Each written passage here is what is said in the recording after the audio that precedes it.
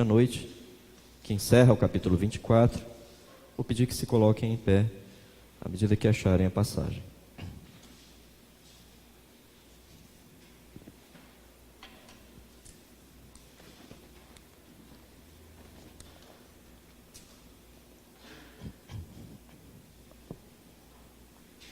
Mateus, capítulo 24, e os versos 42 a 51.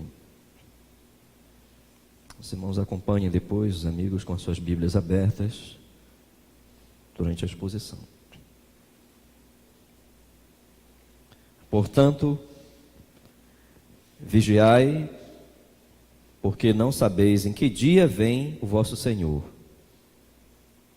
Mas considerai isto: se o pai de família soubesse a que hora viria o ladrão, vigiaria e não deixaria que fosse arrombada a sua casa. Por isso, ficai também vós apercebidos, porque a hora em que não cuidais, o Filho do Homem virá. Quem é, pois, o servo fiel e prudente, a quem o Senhor confiou os seus conservos para dar-lhes o sustento a seu tempo? Bem-aventurado aquele servo a quem o seu Senhor, quando vier, achar fazendo assim. Em verdade vos digo que lhe confiará todos os seus bens.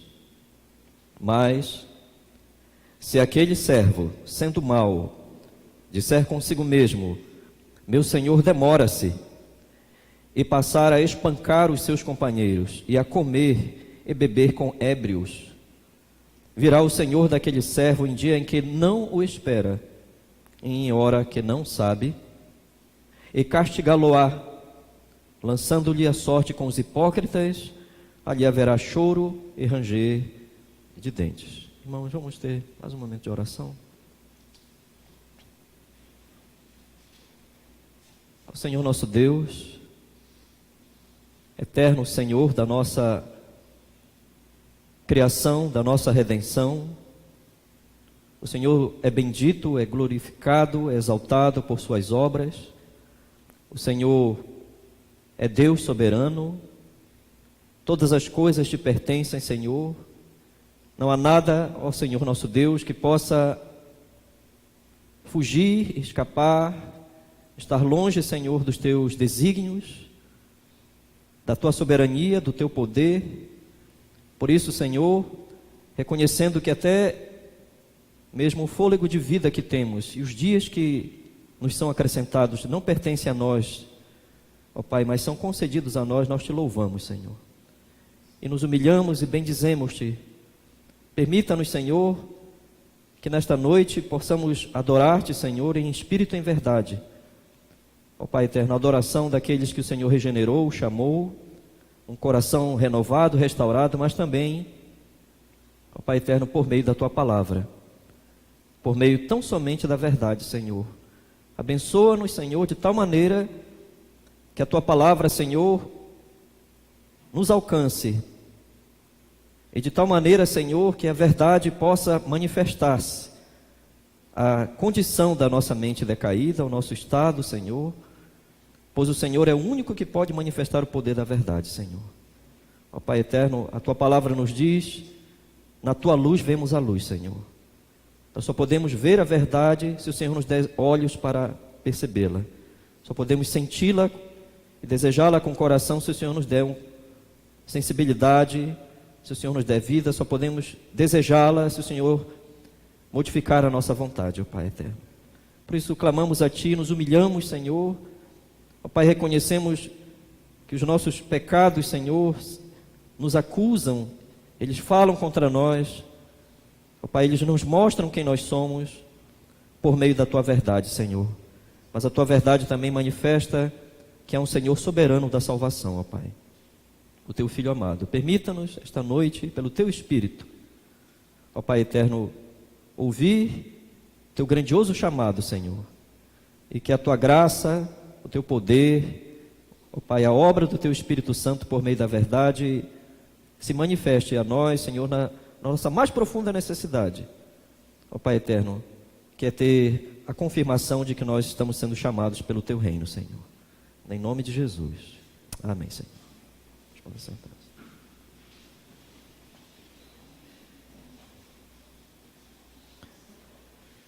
Meus irmãos, a partir da declaração do verso 36, mas a respeito daquele dia e hora ninguém sabe, nem os anjos dos céus, nem o Filho, senão o Pai. Nosso Senhor agora se ocupará tão somente com o perigo espiritual da falta de vigilância da igreja. Então, inicialmente, nós vimos isso no último domingo, irmãos. Inicialmente, nosso Senhor Jesus Cristo comparou, vejam nas suas Bíblias, nos versículos imediatamente anteriores, comparou os estados, ou o estado de vida dos personagens ou dos habitantes imediatamente anteriores ao dilúvio. O tipo de vida que eles tinham no tempo de Noé, o estado em que as pessoas viviam naquela época com o estado em que as pessoas viverão imediatamente antes da volta de nosso Senhor Jesus Cristo, antes de sua segunda vinda. E nós já vimos isto no último domingo, que este é um dos mais profundos e representativos quadros das Escrituras, a história de Noé. Por isso que ela tantas vezes é repetido, esse quadro, a sua lição, o entendimento, a leitura que se faz nas Escrituras, porque ali, nesse quadro representativo, os homens, como é da própria índole, da natureza pecaminosa de cada um de nós, os homens têm a tendência de rejeitarem os alertas divinos, de rejeitarem os juízos de Deus e passam a fazer da realidade do dia a dia comum da vida como algo que vá se manter continuamente, não é? Como se a vida fosse se mantivesse continuamente. Então, o comum, aquilo que é comum, que é diário, que é natural, isto acaba se tornando o perigo e a armadilha, exatamente, meus irmãos, para o fim dos tempos. Pessoas que não ouvem o chamado do Senhor, pessoas que não querem saber de que haverá um juízo, haverá um tempo final e que Cristo estará retornando. Então, nosso Senhor Jesus já havia comentado sobre isto e comparado que o grande perigo para a igreja também seria este, como nos dias de Noé. O perigo é que pessoas que sejam chamadas pelo Evangelho envolvam-se com um tipo de vida comum. Trabalhar, como ali nos tempos de Noé, comer, beber, casar, dar-se em casamento. Não há nada de mal nessas coisas em si mesmas, mas o perigo é que elas se tornam coisas comuns do dia a dia, tão comuns que acabam envolvendo a vida e as pessoas esquecem, na realidade, do juízo e do chamado de Deus. Então, meus irmãos, aqui nosso Senhor agora estará falando exatamente isto. O grande perigo para a igreja é não vigiar.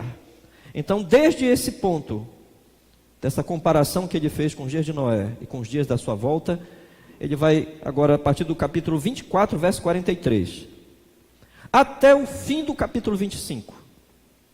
Veja na sua Bíblia que até o término do capítulo 25, todo o conteúdo, meus irmãos, ele desenvolverá alertas sobre a necessidade de vigilância até o fim do capítulo 25 por meio de parábolas. Ora, 6 parábolas, meus irmãos. Por que 6 parábolas acerca da realidade da sua segunda vinda? Por que isto? Meus irmãos, a diversidade das 6 parábolas, na realidade, são tremendas lições. São 6 parábolas que manifestam diversos ângulos da realidade que o nosso Senhor Jesus pretendia ensinar quanto ao significado de vigilância. O que ele quis dizer com isto? O que significa vigiar? A sua volta e o seu retorno. Ele não apenas deu os sinais, como nós vimos desde o versículo 4 até o versículo 31. Ele não apenas falou dos sinais, ele falou do princípio das dores. Ele falou de um estado decadente que a humanidade, a partir da sua ascensão, sofreria, e como uma mulher que está pronta, estará chegando o momento de ela estar pronta para dar luz, com as suas dores de parto, indicando isto também o mundo e as gerações subsequentes estarão sofrendo isto. E no final dos tempos, pessoas que se diziam cristãs vão apostatar da fé, como nós vimos, muitos esfriarão por causa do falso ensino, dos falsos mestres, por causa da iniquidade multiplicando-se. Então muitas pessoas que se diziam cristãs apostatarão da fé, esfriarão na fé, e poucas perseverarão até que Cristo volte. E depois ele fala sobre os sinais da natureza, os sinais que imediatamente afetarão a natureza. E essa leitura nós vimos tanto na segunda carta de Pedro, quanto em Apocalipse, quanto, meus irmãos, em algumas profecias do profeta Isaías no Antigo Testamento. E agora, nosso Senhor Jesus, depois que faz o desfecho disso tudo, agora ele aponta para o sério risco e perigos espirituais da necessidade da vigilância. São 6 parábolas, significando que a vigilância não é um estado passivo para os verdadeiros crentes. Nós não temos um estado passivo, meus irmãos, à espera de Cristo, como nós estudaremos hoje. Haverá obrigações, haverá tarefas, a igreja necessariamente terá que fazer previsões, em ter o entendimento da aproximação do Senhor Jesus Cristo, responsabilidades desempenhadas. E eu quero dizer para os irmãos que este aqui é uma das partes centrais do ensino da escatologia do Novo Testamento. O que é a escatologia? Claro, que a gente sabe que é a doutrina dos últimos dias, das épocas que marcam o retorno de Jesus. Mas a escatologia é um tipo de ensino que exige no Novo Testamento implicações para aqueles que dizem que são chamados pelo Evangelho. Implicações constantes, um preparo constante. Quais são as brechas, quais são os ângulos que podem ser deixados de lado pela falta de cuidado, à medida que o Novo Testamento diz: cuidado, vigie, Cristo está voltando. Por exemplo, meus irmãos, eu vou enunciar alguns aqui, se bem que a minha pretensão são as parábolas de Nosso Senhor. Os crentes do Novo Testamento, por exemplo, tiveram muito cuidado com respeito à questão do congregar-se. No Novo Testamento, congregar-se era uma indicação do crente perseverando, por exemplo, na vida cristã. E eles relacionavam isso com o dia do Senhor, a volta de Cristo. Vejam Hebreus capítulo 10, verso 25. O culto como um sinal de perseverança, por exemplo. Hebreus capítulo 10, verso 25. Não deixemos de congregar-nos como é costume de alguns. Antes, façamos admoestações, e tanto mais, quanto vedes que o dia se aproxima. É a indicação de que ir ao culto não é uma opção. Estar congregando-se fielmente como um crente fiel não é uma opção para os crentes chamados pelo Evangelho. Até que aquele dia retorne, até que aquele dia Cristo retorne. Escatologia envolve, por exemplo, vigilância também quanto à doutrina, a permanência na doutrina bíblica. Uma das marcas da vinda de nosso Senhor Jesus Cristo, por exemplo, é a apostasia. Uma das marcas é a própria rejeição de muitos que se dirão cristãos das próprias doutrinas cristãs. Quererão ouvir outra coisa, mas não a doutrina cristã. Por exemplo, o ensino de Paulo em 2 aos Tessalonicenses, capítulo 2, verso 3. Quando Paulo chegou a dizer: não vos deixeis enganar de forma alguma, porquanto antes daquele dia virá a apostasia. O apóstolo Paulo estava dizendo aos crentes de Tessalônica, entre os quais alguns já haviam dito que Cristo já havia de alguma forma manifestado a sua vinda quanto à ressurreição dos mortos, e Paulo disse: isto não ocorreu ainda. A vinda de Cristo, a segunda vinda, ocorrerá como eu ensinei para vocês. Paulo disse na segunda carta. Então não demovais a vossa a vossa mente deste ensino, não retirem. Antes da vinda do Senhor Jesus, uma das marcas será a apostasia da igreja. Vejam outro exemplo disso, da apostasia como marca para a vigilância na doutrina, no ensino. Primeira carta de Paulo a Timóteo, capítulo 3, né? Paulo chega a chamar ali, em 1 Timóteo capítulo 3, ele chega a chamar a igreja de coluna e baluarte da verdade. Mas imediatamente no capítulo 4, verso 1, ele diz: o Espírito Santo afirma expressamente que nos últimos tempos alguns se desviarão da fé e darão ouvidos a espíritos enganadores e a doutrinas de demônios. Uma hora Paulo chama a igreja de coluna e baluarte da verdade, em um outro momento ele diz que a igreja, nos últimos tempos, pode ser que o Espírito Santo esteja lembrando Paulo deste ensino do Senhor Jesus Cristo, pode ser que ele tenha uma dimensão da revelação sobre esses dias, mas o certo, meus irmãos e meus amigos, é que diversos são os ângulos nos quais a escatologia exige daqueles que são chamados pelo Evangelho para vigiarem o dia do Senhor. E em especial, agora nós começaremos a analisar as parábolas de Jesus sobre isto, que são o ensino magistral de nosso Senhor. Ninguém conseguiu ensinar a semelhança dele, como ele fez aqui em parábolas. Isso marca todo o ensino do Novo Testamento e o próprio livro de Apocalipse. A linguagem de Apocalipse sobre o dia do Senhor como ladrão aparece mais de uma vez, na carta de Paulo aos Tessalonicenses, na segunda carta de Pedro. E aqui as 6 parábolas sobre a necessidade de vigilância estão dizendo na realidade que há mais de um ângulo, há mais de uma compreensão que não pode ser imediatamente discernida, imediatamente apropriada sobre a volta de nosso Senhor Jesus Cristo. Não pode ser feito isso de forma imediata. Nem sequer nós compreenderíamos. Então, esta é a razão por que nosso Senhor dedicou as últimas horas. Estamos aqui praticamente entre a quarta e quinta-feira da semana da crucificação. Nosso Senhor Jesus está gastando todo o seu tempo com instruções sobre o seu retorno. Eu quero hoje analisar, junto com os irmãos e com os amigos, as 2 primeiras parábolas. As 2 primeiras parábolas têm também esses ângulos que nós não podemos olhar, captar de forma imediata, mas sobre a vigilância. A primeira parábola tem como cerne o ângulo da imprevisibilidade. Como a volta de Cristo será imprevisível.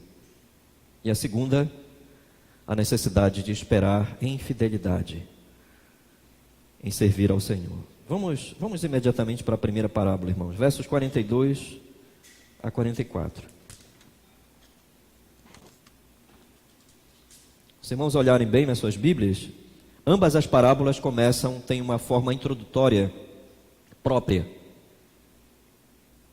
Então, a introdução da primeira parábola também lhe é própria. Vejam, nas nossas versões está na forma imperativa na tradução, língua portuguesa.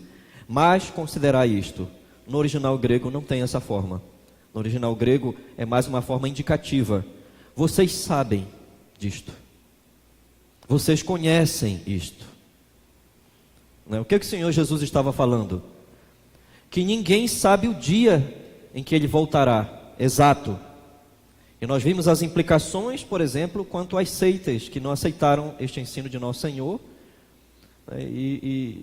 como os testemunhas de Jeová e adventistas do 7º dia, que marcaram, como os testemunhos de Jeová marcaram para 1914, as adventistas do 7º dia marcaram 2 vezes o retorno de nosso Senhor. Mas os testemunhos de Jeová acreditaram que essa profecia se cumpriria em 1914. O que se está dizendo aqui, meus irmãos? Jesus está dizendo que para a igreja não sabe, ninguém sabe, os anjos também não sabem. Será imprevisível, assim como foi nos dias de Noé, e que a igreja deve estar preparada. Mas uma coisa, a pessoa mais comum sabe, é o que esta parábola vai revelar. O cerne da parábola é que ninguém sabe o dia da volta do Senhor. Mas nós, por exemplo, sabemos como funciona o esquema de um ladrão, se nós fôssemos avisados dentro desse esquema. Então, se nós soubéssemos quando um ladrão viesse, se fôssemos avisados, como por exemplo, se o pai de família soubesse que a sua casa seria imediatamente arrombada pelo ladrão, sabe-se que o ladrão vem, mas não sabe-se qual o momento da noite, qual vigília da noite. Como é que esse pai agiria? Vamos tentar lembrar aqui como é que as casas eram feitas. A ideia do roubo, do assalto aqui, é de acordo com a arquitetura da época. As casas da época, meus irmãos, não tinham essa segurança que as nossas casas possuem. Apenas algumas pessoas mais abastadas conseguiam criar muros nas suas casas, nos tempos de Jesus na Palestina. Mas as pessoas mais simples, as suas casas não tinham segurança, nem a parede tinha segurança, nem o teto, tinha alguma cobertura de barro,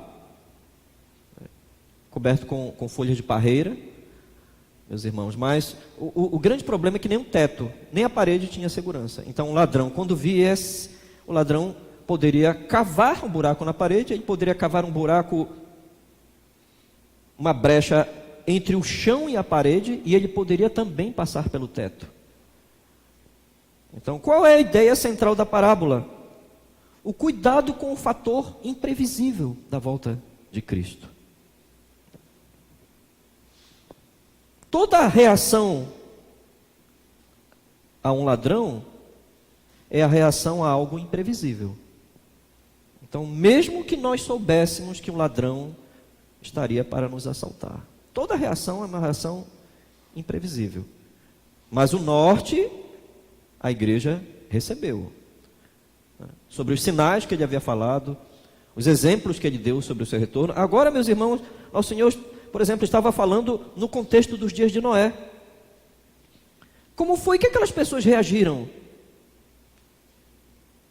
à vinda do juízo do Senhor quanto ao dilúvio? Elas nem sequer acreditavam que haveria chuva. Elas não acreditaram em nada do que Noé falou. Elas ignoraram a Noé. Elas constituíram a vida com normalidade. Assim também há muitas pessoas que de alguma forma conheceram algo do Evangelho. Há muitas pessoas que se dizem cristãs, mas elas levam a vida com uma normalidade tal, meus irmãos, esquecendo-se de que o juízo de Deus é imprevisível. É deste contexto de comparação com Noé que nosso Senhor Jesus Cristo está falando aqui. O Novo Testamento jamais esqueceu este ensino, de que o dia do Senhor vem como ladrão, e que a igreja tem que estar consciente disto. Eu quero ler mais uma vez esse texto, irmãos, que é básico para todos nós. 1 aos Tessalonicenses, capítulo 5, versos 2 a 4. 1 aos Tessalonicenses, no capítulo 5, versos 2 a 4.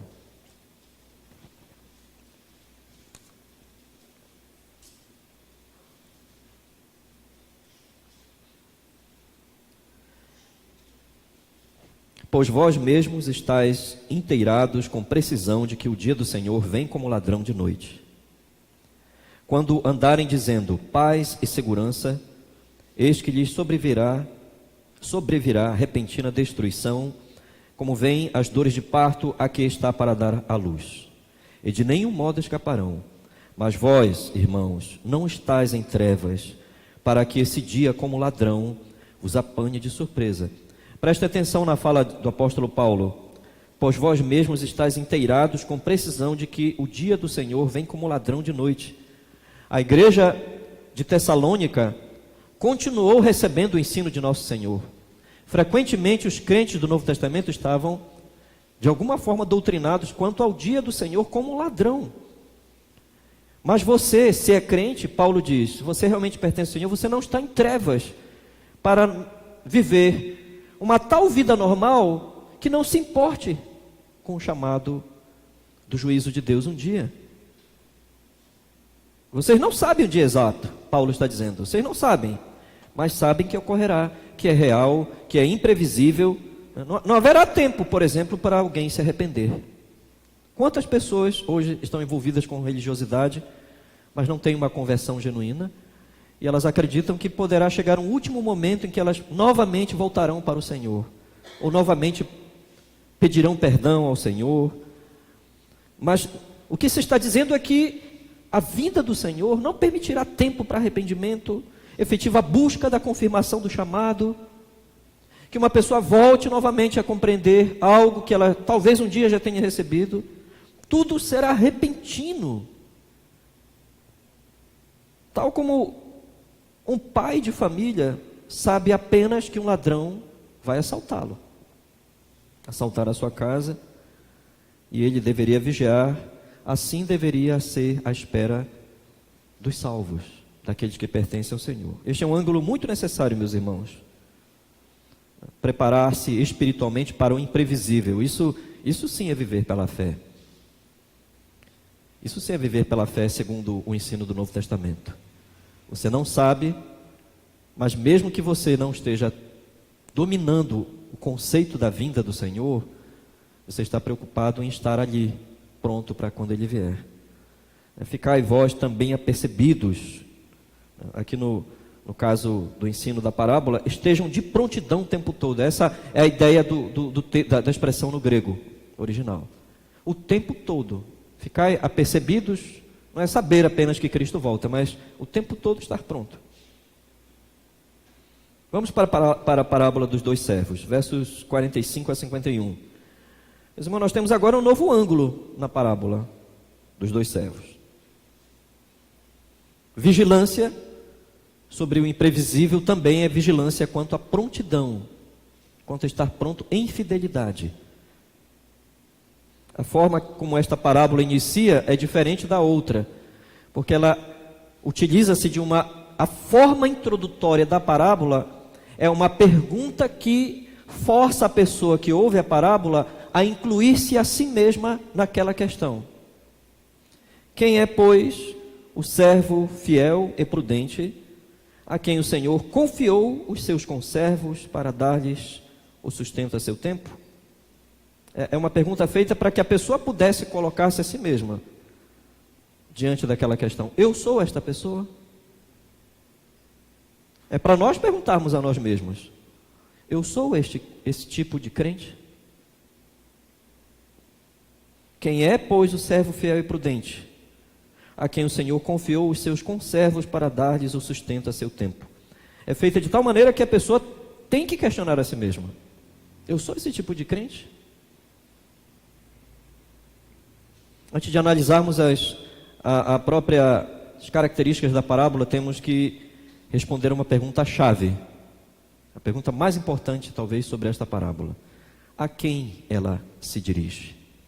A parábola dos dois servos, do servo fiel e prudente e do servo mau.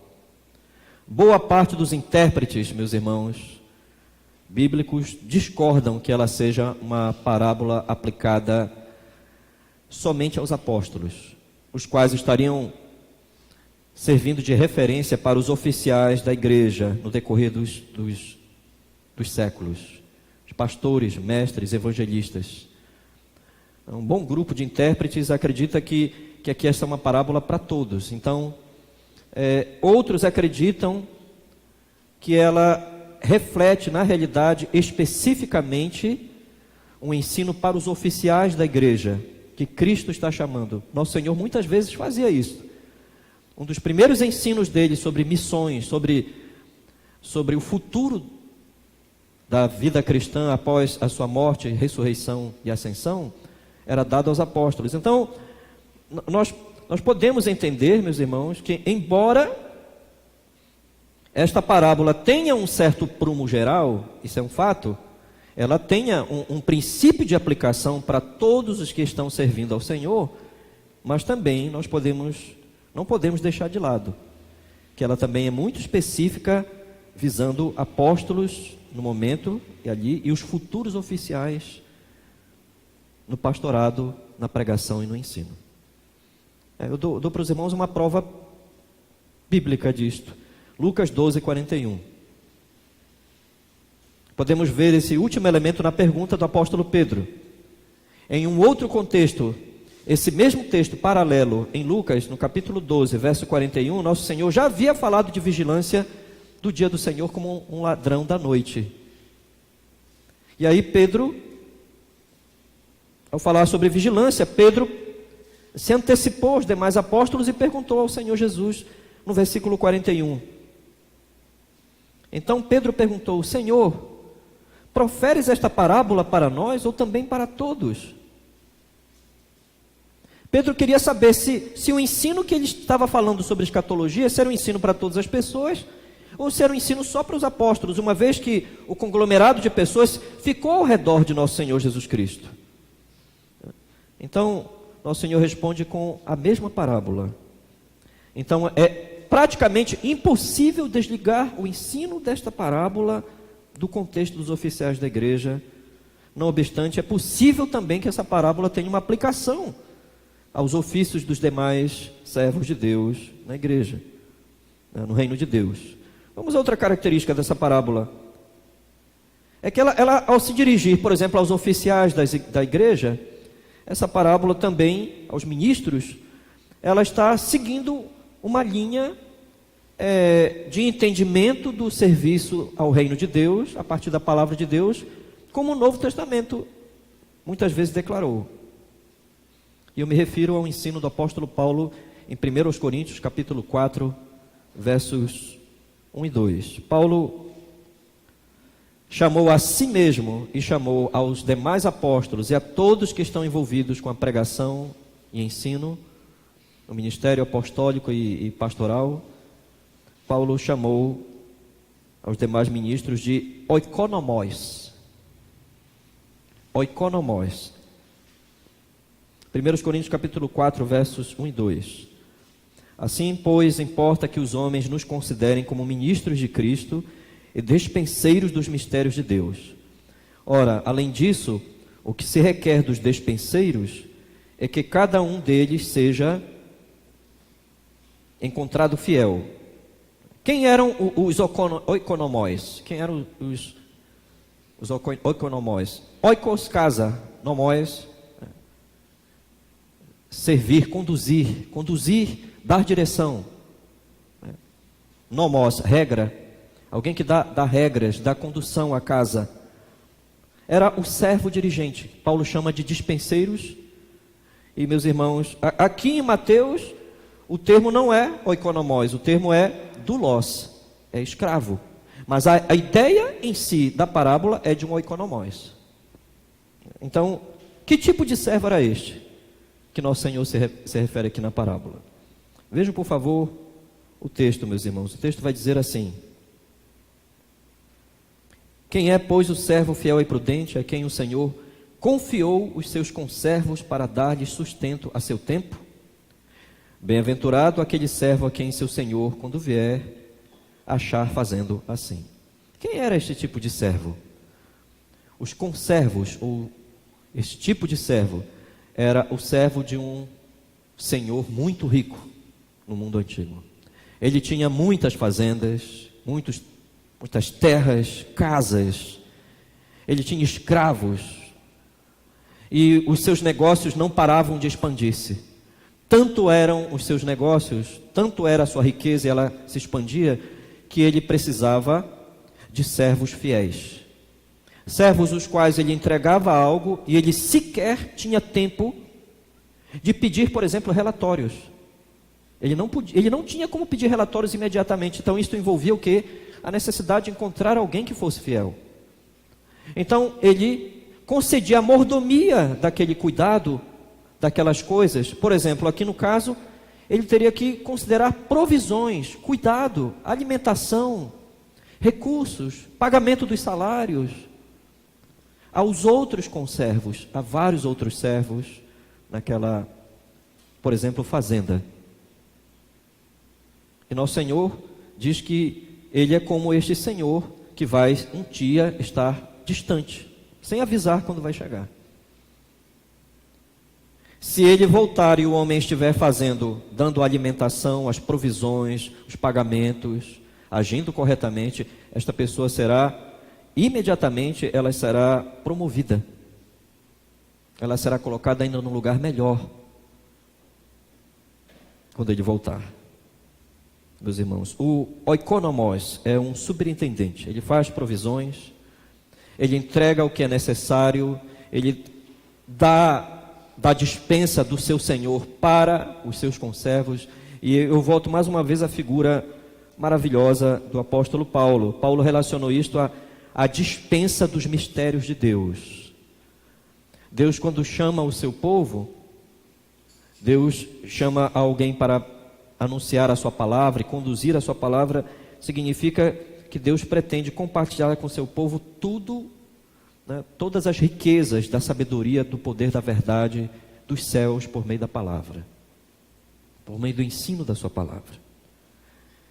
Eu quero lembrar uma característica aqui em comparação com Lucas, já que eu citei o Evangelho de Lucas. Mateus e Lucas têm relatos paralelos. Os irmãos compreenderão a diferença, porque Lucas não está falando num momento exatamente, possivelmente, igual ao momento de nosso Senhor e Salvador Jesus Cristo, no Evangelho de Mateus. Mateus, por exemplo, parece destacar aqui o processo de destruição do servo infiel. Os irmãos podem ver que o fim do servo infiel não é um fim bom. Enquanto que Lucas destaca é o castigo, equivalente a tudo quanto cada pessoa recebeu do Senhor.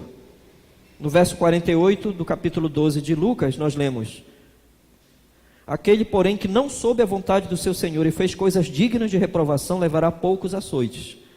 Mas aquele a quem muito foi dado, muito lhe será exigido, e a quem muito se confia, muito mais lhe pedirão. Na parábola, meus irmãos, há uma pergunta, não há pergunta feita da passagem de um servo para o outro. Na parábola há uma transição de um estado de um servo fiel e prudente para o estado de um servo mau. Mas se aquele servo, sendo mau, disser consigo mesmo: meu senhor demora-se, ele começa a desatinar com a vida. Meu senhor está demorando. Ele começa a espancar os servos, começa a maltratar os servos. Ele começa, isso imediatamente significa, ele não dá mais de comer para os servos, além de maltratá-los fisicamente. Ele também, meus irmãos, se torna uma pessoa mundana. Ele acaba vivendo como outras pessoas que não têm mais responsabilidade alguma. Como é que nós podemos entender então esta parábola? Se ela se dirige aos oficiais da igreja, mas também se ela se dirige a crentes em geral, como entender a sua aplicação? Meus irmãos, meus amigos, o tempo da ausência do Senhor Jesus Cristo será um tempo de provas para aqueles que afirmam serem os seus servos.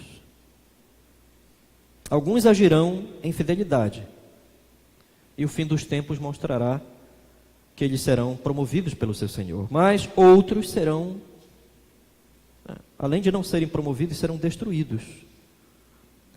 Nesta parábola, a destruição deles revela o verdadeiro estado espiritual deles, que não eram pessoas realmente que pertenciam ao Senhor. Olhem novamente a parábola nas suas Bíblias. Uma breve análise da parábola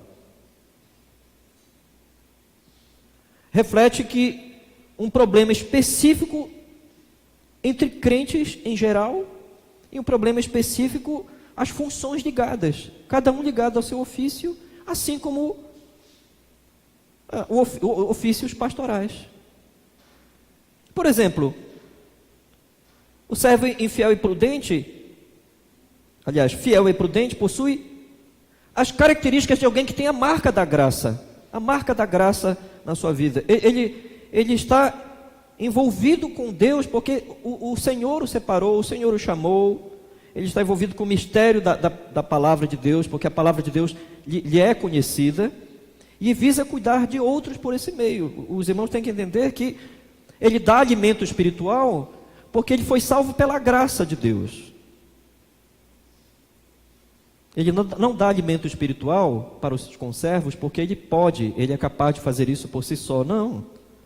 Ele recebeu uma ordem, ele recebeu condições para isto. A obra da graça está se refletindo, ela só está se refletindo nos seus ofícios. Ela só está se manifestando nos seus ofícios, meus irmãos. O problema do servo mau, vejam, é o seu estado espiritual. Comparem aqui o servo fiel e prudente com o servo mau. É o estado espiritual. Vejam, por favor, ali, meus irmãos. O problema dele é um problema realmente do seu estado. Está ali, meu Senhor começa, aliás, meu Senhor demora-se. É o raciocínio dele. A linha de raciocínio dele é, não vou ser fiel. Eu não vou ficar esperando a volta do meu Senhor. Eu não vou guardar a infidelidade. Não vou ser prudente. Depois desse comportamento, a mente, o que ele raciocina, como ele pensa, vem à tona na sua prática de vida. O seu comportamento mundano, a maneira de ser infiel, de viver infidelidade, vem por causa do seu pensamento. Acaba por revelar o seu verdadeiro estado. Qual era o estado daquele homem? O estado daquele homem era um estado pecaminoso. Há homens que não são cristãos, de fato. E isso vai revelar-se na maneira como eles encaram a ideia da religião cristã. Como encaram a religião cristã, como encaram os ofícios ligados à religião cristã. Como os irmãos não se escandalizem, né, com essa parábola. Por quê? Porque como em todos os demais ofícios, ofício pastoral não é o único ofício, mas como em todos os demais ofícios, o ministério em si mesmo não é prova de que alguém é convertido. Pressupõe-se isto, né? Pode-se pressupor que uma pessoa chega ao ministério, serve a Deus porque é um crente de fato. Pode-se pressupor isto, mas não é a realidade completa. Assim como existem outros ofícios em que as pessoas aparentemente possuem esses ofícios, mas um pai que não tem amor de pai, um empregado que não tem nenhum interesse em ser um bom empregado,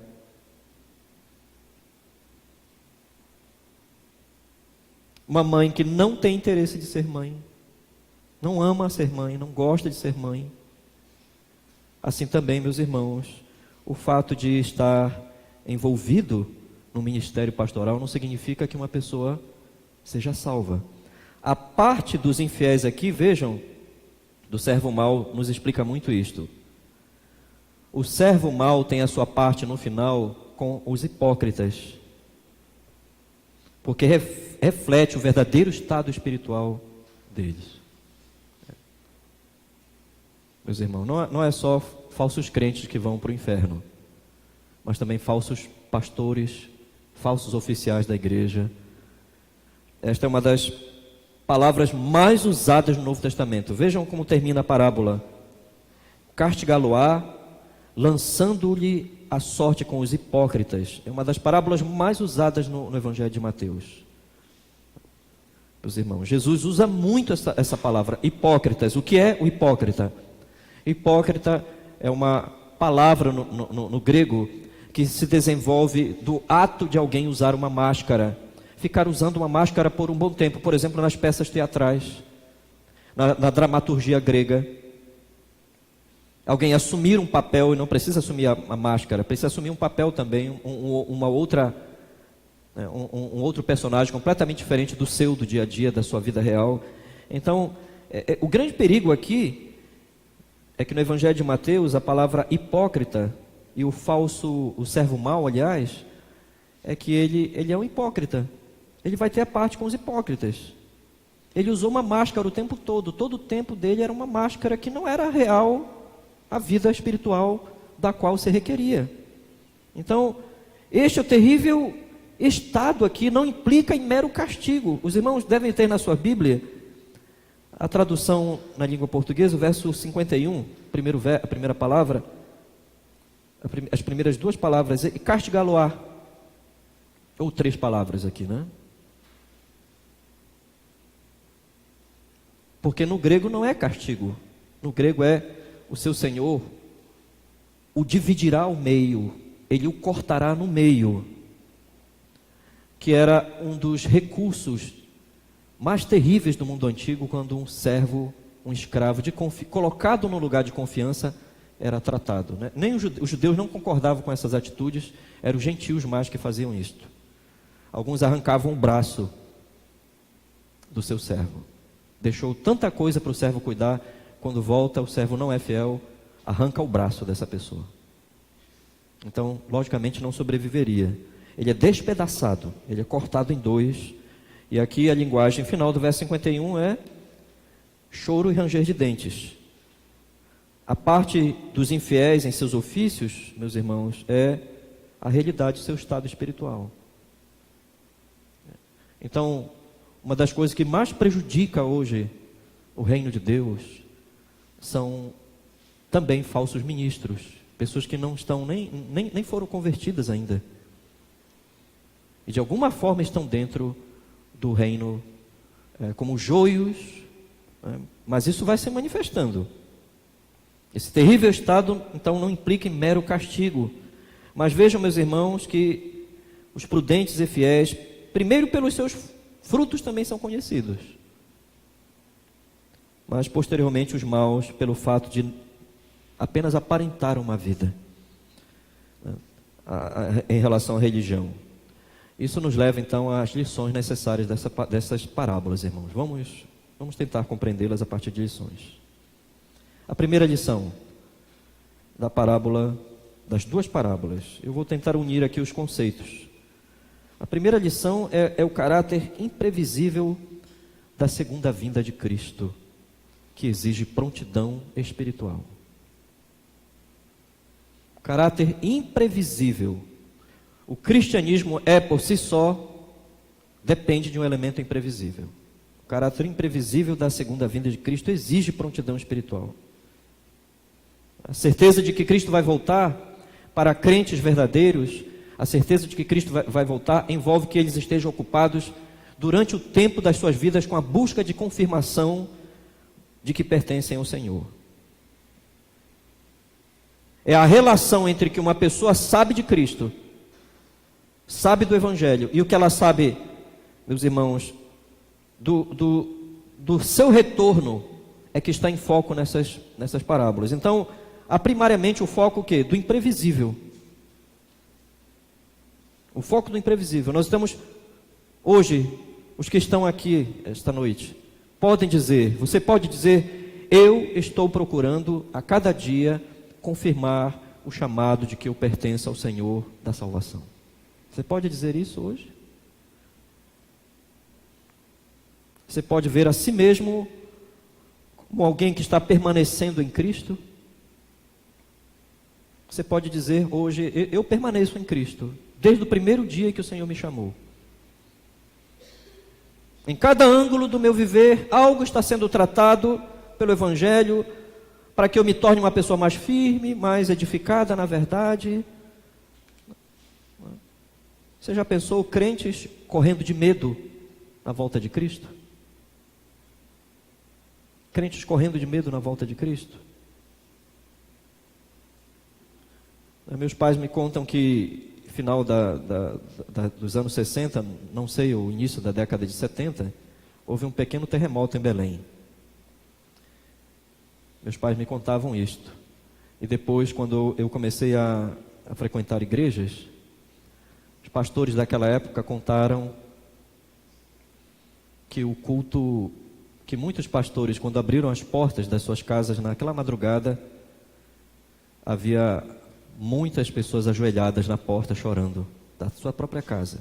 E que no culto do domingo seguinte, imediatamente o culto ao domingo seguinte, não havia lugares nas igrejas em Belém para as pessoas. Para vocês terem uma noção, meus irmãos, de que há pessoas que se dizem cristãs, mas elas estão com medo de fugir correndo da volta de Cristo. Vamos ler 1 de João, capítulo 2, verso 28 e 29.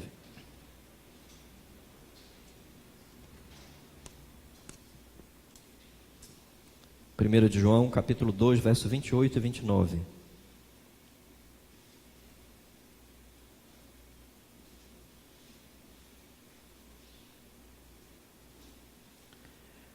Filhinhos, agora, pois, permanecei nele, para que, quando ele se manifestar, tenhamos confiança e dele não nos afastemos envergonhados na sua vinda.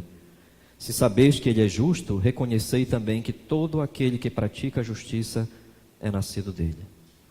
Eu pergunto esta noite: há algo na sua vida que precisa ser consertado, corrigido? Há algo que precisamente está impedindo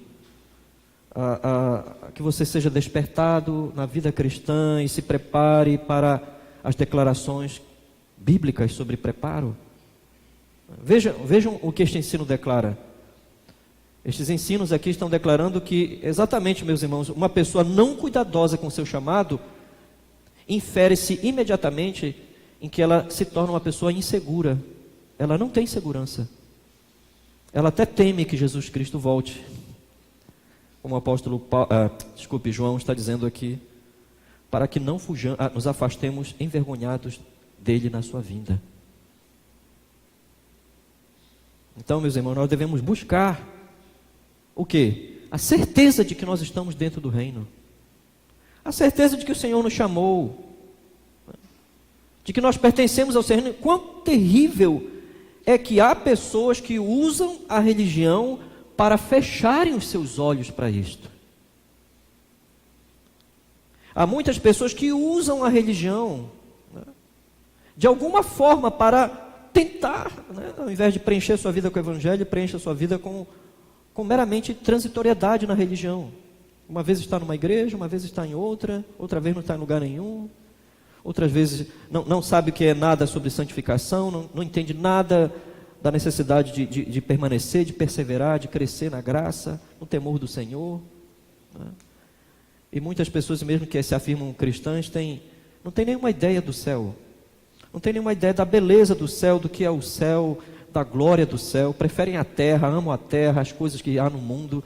E Paulo chama, na primeira carta de Paulo aos Coríntios, ele chama essas pessoas que se afirmam cristãs assim, de que elas não pensam na esperança dos céus, na ressurreição, que são as pessoas mais dignas de dó, são os crentes mais miseráveis da terra.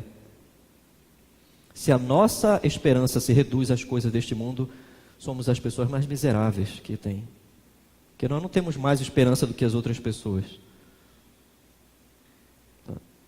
O grande Jonathan Edwards, puritano, pregador, teólogo norte-americano, dizia: como é bom quando um crente entende realmente o que é o céu. E Jonathan Edwards dizia de uma forma maravilhosa, ele dizia: o que você tem no céu? Você tem a plenitude de Cristo. A plenitude de Cristo, por exemplo, se você acha bonito o sorriso do seu filho, o sorriso do seu filho é tão bonito aqui no mundo, Jonathan Edwards dizia: Cristo é a plenitude do sorriso do seu filho, a plenitude. Você ainda não viu a plenitude, mas a plenitude do sorriso do seu filho é só Cristo que tem, e estará no céu essa plenitude. E você vai esquecer do sorriso do seu filho na terra. Você acha bonita a natureza nesse mundo criado por Deus, mas você ainda não viu a plenitude dessa natureza. Você está vendo a natureza decaída. A plenitude da beleza da natureza, Jonathan Edwards dizia de forma muito bela, dizia: essa plenitude está em Cristo. E quando você estiver no céu e almejar pelo céu, Cristo vai lhe dar isso na sua beleza, na beleza dele. Isto vai fazer que você esqueça completamente qualquer beleza da natureza nesse mundo, meus irmãos. Mas o mais imprescindível é nós buscarmos confirmação de que nós estamos indo para um encontro com o Senhor nos ares, e encontro com o Senhor na nossa salvação. Vamos à segunda lição, irmãos.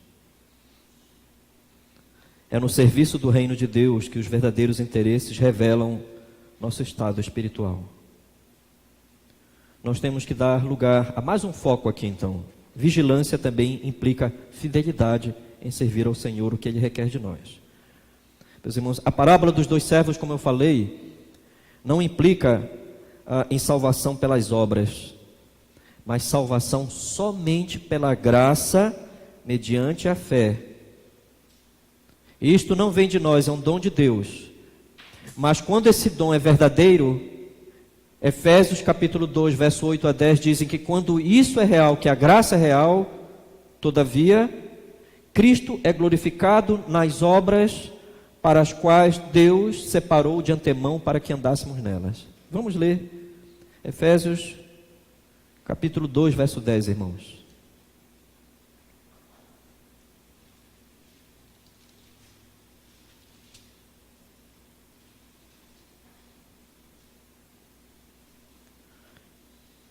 Vamos ler, leiamos desde o verso 8, diz assim: porque pela graça sois salvos mediante a fé, e isto não vem de vós, é dom de Deus, não de obras para que ninguém se glorie, pois somos feitura dele, criados em Cristo Jesus para as boas obras, as quais Deus de antemão preparou para que andássemos nelas.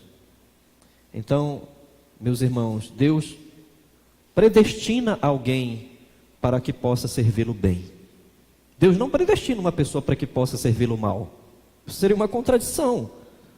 Então, eu pergunto nesta noite, como é que nós estamos sendo mordomos das coisas do Senhor, que o Senhor nos confiou? Há algo ali que está demonstrando, por exemplo, o poder da nova vida, de que nós estamos servindo e esperando o Senhor como servos fiéis e prudentes? Quantas pessoas estão sendo zelosas nos seus ofícios, nos seus lares? Afirmam ser cristãs. Como é que está o nosso ofício em pregar o Evangelho para os nossos filhos?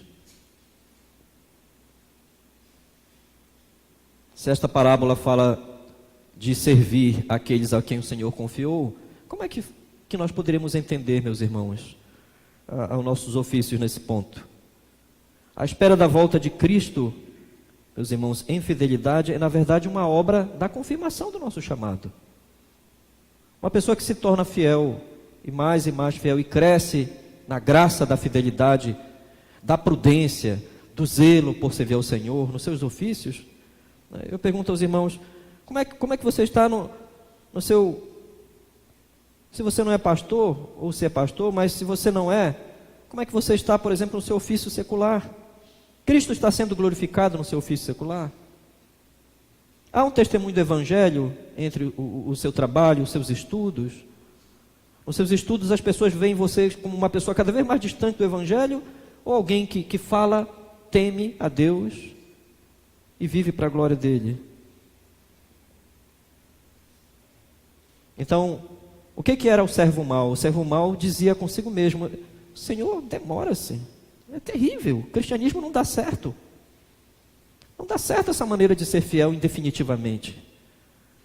É preciso que eu faça alguma coisa a mais, ou aproveite as oportunidades para me divertir um pouco mais. Por isso, meus irmãos, vamos para a terceira e última lição, agora objetivando mais. Como nós vimos, há um chamado dessa parábola para os oficiais e ministros do Evangelho, para nós no ministério. Então, a ideia seria da lição aqui: a perseverança na vontade de Cristo envolve... Perseverar na vontade de Cristo envolve permanência na sua palavra. Permanência na sua palavra tanto na vida quanto nos ofícios. É a própria forma como esta parábola se demonstra, e ela ensina, que é surpreendente. Ela acaba demonstrando que mesmo uma determinada elevada posição, alguém tendo sido colocado numa elevada posição, essa pessoa pode ser conhecida, mesmo numa posição religiosa, ela é conhecida na realidade por seus frutos, por sua permanência na palavra de Cristo ou não. Como foi que começou a segunda parábola? Imediatamente por todos os que servem. Cristo sabia que a sua igreja estaria se manifestando após a sua ascensão, a descida do Espírito Santo. As responsabilidades que os apóstolos teriam de fundamentá-la, edificá-la, preservá-la, começaria pelos apóstolos, depois deveria seguir rumo aos oficiais da igreja. Paulo fez isso em Atos, no livro de Atos, quando ele chama os presbíteros de Éfeso. Ele está no caminho, né, da prisão para Roma, e ele, lá em Éfeso, aos presbíteros de Éfeso, ele chama os anciãos, os presbíteros, os pastores, e diz a eles: lembrem-se que eu dei exemplo para vocês, lembrem-se que vocês são pessoas que devem alimentar o rebanho de Deus. Eu fiz a mesma coisa durante tanto tempo. Eu enfatizei todo o ensino das Escrituras. Eu alimentei, ensinei, instruí, e vocês devem fazer o mesmo. Mas dentre vocês alguns se desviarão, e alguns dentre de vocês se tornarão lobos vestidos de ovelhas. Então, meus irmãos, a raiz da falta de cuidado com o ensino e zelo na pregação da sã doutrina começa no coração de líderes que não foram, na realidade, não tem muitas vezes conversão genuína. Então, a ausência de cuidado com a pregação, com o caráter espiritual da igreja. Muitas pessoas têm apenas uma falsa dimensão da piedade, mas uma piedade que nega a palavra. Muitos que estão à frente de ministérios hoje, mas uma forma aparente de piedade, mas que nega a palavra, a Bíblia diz, é que é negar o poder de Deus. Em Mateus capítulo 24, verso 51, que nós lemos, que os falsos servos maus terão a porção dos hipócritas, terão a porção no inferno, terão a porção com aqueles que sofrerão um juízo eterno. Eu quero lembrar o comentário de Matthew Henry, o pastor puritano, comentou exatamente esse versículo.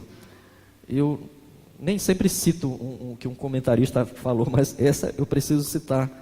Matthew Henry chegou a dizer, com base em Mateus 24, 51, se houver um lugar no inferno que seja mais quente do que o outro, e é provável que exista esse lugar, se houver um lugar mais quente no inferno, mais cheio de sofrimento do que o outro, é provável que haja esse lugar.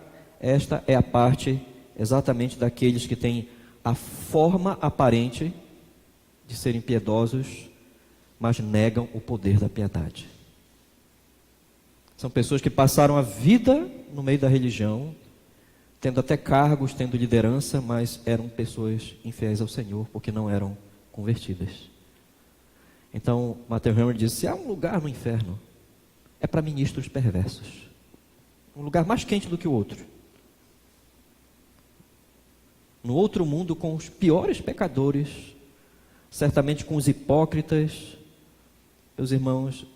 E a nossa grande necessidade também de orar é para que o Senhor, nosso Deus, pela sua graça, Ele é que chama, Ele que edifica, Ele é que permite que a sua igreja receba a sua palavra. Então, nossa grande oração tem que ser esta, que a manifestação da palavra de Deus se mostre, que o Senhor levante na sua igreja crentes convertidos com o dom do ministério para servi-lo fielmente.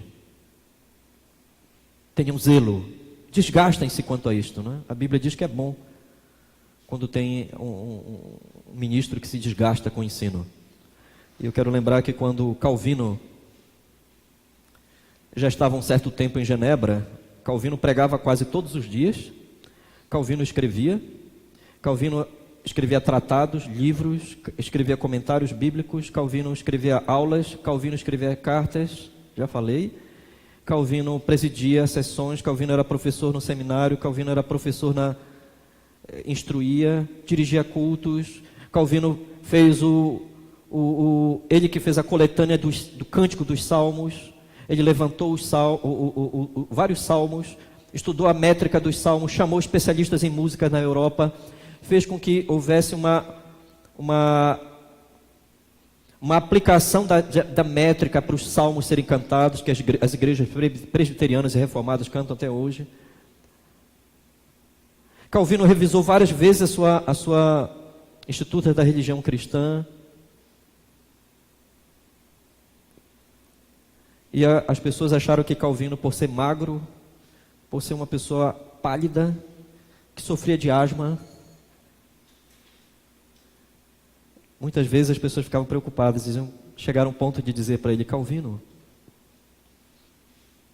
pastor Calvino, pare de fazer tudo isso, porque o senhor precisa diminuir mais o seu ritmo de trabalho no serviço do Senhor. Calvino respondeu de forma fiel: vocês desejam que o meu mestre, quando vir, me encontre ocioso? Glória a Deus, irmãos. Vocês desejam que, quando o Senhor vir, me encontre ocioso? Que o Senhor derrame a sua graça sobre as nossas vidas hoje. Que busquemos estar preparados. Vamos orar ao Senhor. Lembre-se que o Senhor virá de forma imprevisível. Se Ele não vier na sua época, nem você poderá saber, muitas vezes, o momento da sua própria morte. O Senhor virá de forma imprevisível. E o mais importante é que nós estejamos aguardando com confiança maior na sua graça, nas suas promessas. E se você não está vivendo uma vida que confirme o seu chamado, arrependa-se esta noite. Humilhe-se diante do Senhor. E ore para que o Senhor sustente os servos fiéis no ministério da pregação, do ensino. E que Deus abençoe aqueles que o Senhor está chamando para a sua honra e glória. Vamos orar.